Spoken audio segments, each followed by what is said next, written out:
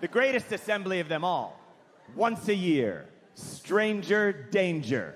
Yeah. The hottest ticket in town. The Bruno Mars of assemblies. You are gathered together as a school, and you are told never to talk to an adult that you don't know. And you are told this by an adult that you don't know. We had the same stranger danger speaker every year when I was a kid. His name was Detective J.J. Bittenbinder. Go ahead and laugh. His name is ridiculous. That was his name. It was J.J. Bittenbinder. He was from the Chicago Police Department. He was a child homicide expert. And, oh, geez. Very sorry, Radio City. Did that make you uncomfortable? Well, guess what? You're adults, and he's not even here. So try being 7 years old, and you're sitting 5 feet away from him. He's still got blood on his shoes. And he's looking at you in the eye to tell you for the first time in your very young life that some adults find you incredibly attractive. And they may just have to kill you over it. Okay, c'est la vie. Go be kids. Go have fun. Bittenbinder came every year. By the way, Detective J.J. Bittenbinder wore 3-piece suits. He also wore a pocket watch. 2 years in a row, he wore a cowboy hat. He also had a huge handlebar mustache. None of that matters, but it's important to me that you know that. He did not look like his job description. He looked like he should be the conductor on a locomotive powered by confetti, but instead he made his living in murder. He was the weirdest goddamn person I ever saw in my entire life. He was a man most acquainted with misery. He could look at a child and guess the price of their coffin.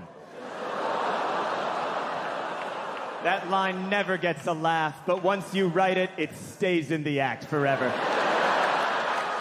So Bittenbinder came every year with a program to teach us about the violent world waiting for us outside the school gym. And that program was called Street Smarts. Time for Street Smarts with Detective J.J. Bittenbinder. Shut up, you're all gonna die. Street Smarts. That was the general tone.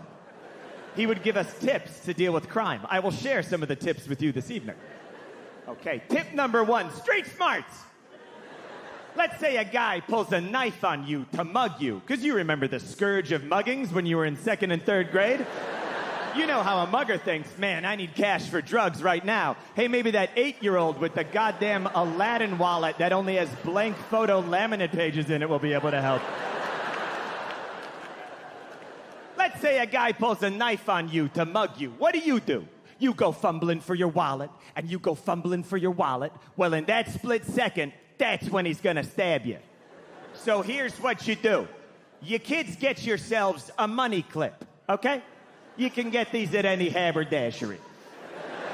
You put a $50 bill in the money clip. Then, when a guy flashes a blade, you go, you want my money? Go get it. Then you run the other direction. And our teachers were like, write that down. We're like, buy a money clip? Engraved, question mark? You go home to your parents, hey, Dad, can I have a silver money clip with a $50 bill in it, please? Don't worry, I'm only gonna chuck it into the gutter and run away at the first sign of trouble. The man with the mustache told me to do it. Tip number 2, Street Smarts. Let's say a kidnapper throws you in the back of a trunk. This was at 9 in the morning.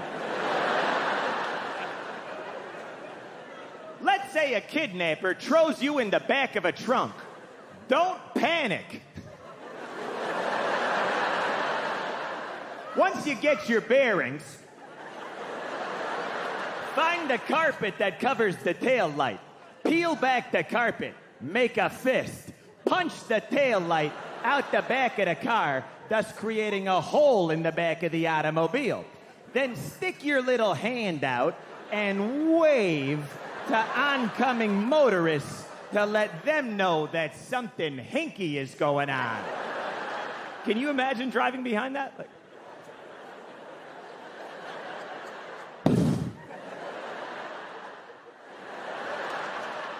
I think they're turning left. Tip number 3, street smarts.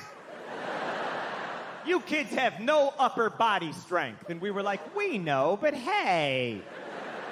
If some guy tries to grab you, you can't fight him with fists. So here's what you do. You kids fall down on your back and you kick upward at him. That'll throw him off his rhythm. That was a big thing with Bittenbinder, was throwing pedophiles off their rhythm. He's not gonna know how to fight back with 2 little sneakers coming at him. If the Lindbergh baby had steel-toe boots, he'd still be alive today. Street smarts. Yeah, he was not a spoonful of sugar helps the medicine go down kind of guy. He was more like, brush your teeth. Now, boom, orange juice. That's life. Bittenbinder, he didn't want us to not get kidnapped. He wanted us to almost get kidnapped.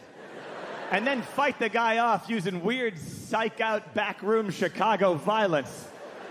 Like, here's what he wanted to see on the news. Like, we're here with 7-year-old John Mulaney, who fended off a kidnapper earlier today. How did you do it, John? Well, thank you for asking. I used the Bittenbinder method.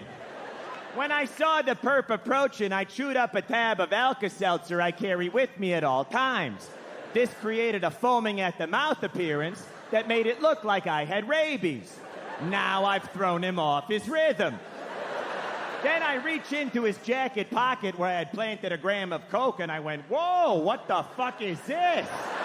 And he goes, that's not mine. And I never seen that before. I go, boo-hoo, it's in your jacket. And you're doing 2 to 10 and your kids are going into social services. Now he's crying. Then I grab a telephone book and I beat him on the torso with it. Because as any Chicago cop will tell you, a phone book doesn't leave bruises. Well, that was 7-year-old John Mulaney, currently being sued for police brutality.